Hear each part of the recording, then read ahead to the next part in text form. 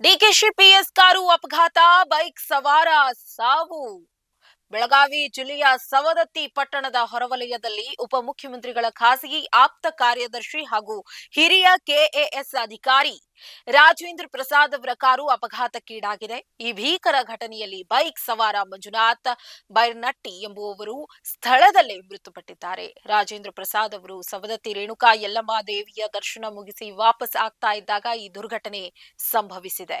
ಮೃತ ಮಂಜುನಾಥ್ ಅವರು ಸಕ್ಕರೆ ಕಾರ್ಖಾನೆಯ ಉದ್ಯೋಗಿಯಾಗಿದ್ದು, ಎಂದಿನಂತೆ ಕೆಲಸಕ್ಕೆ ತೆರಳುತ್ತಾ ಇದ್ದಾಗ ವೇಗವಾಗಿ ಬಂದ ಕಾರು ಬೈಕ್ಗೆ ಡಿಕ್ಕಿ ಹೊಡೆದಿದೆ. ಡಿಕ್ಕಿಯ ರಭಸಕ್ಕೆ ಮಂಜುನಾಥ್ ಅವರ ತಲೆಗೆ ಗಂಭೀರ ಪೆಟ್ಟಾಗಿ ಅವರು ಪ್ರಾಣ ಕಳೆದುಕೊಂಡಿದ್ದಾರೆ.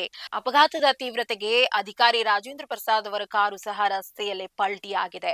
ಈ ಘಟನೆಯಲ್ಲಿ ಗಂಭೀರವಾಗಿ ಗಾಯಗೊಂಡಿರುವ ಅಧಿಕಾರಿ ರಾಜೇಂದ್ರ ಪ್ರಸಾದ್ ಮತ್ತು ಅವರ ಕಾರು ಚಾಲಕನನ್ನ ತಕ್ಷಣವೇ ಧಾರವಾಡದ ಆಸ್ಪತ್ರೆಗೆ ದಾಖಲಿಸಿ ಚಿಕಿತ್ಸೆ ನೀಡಲಾಗ್ತಾ ಇದೆ.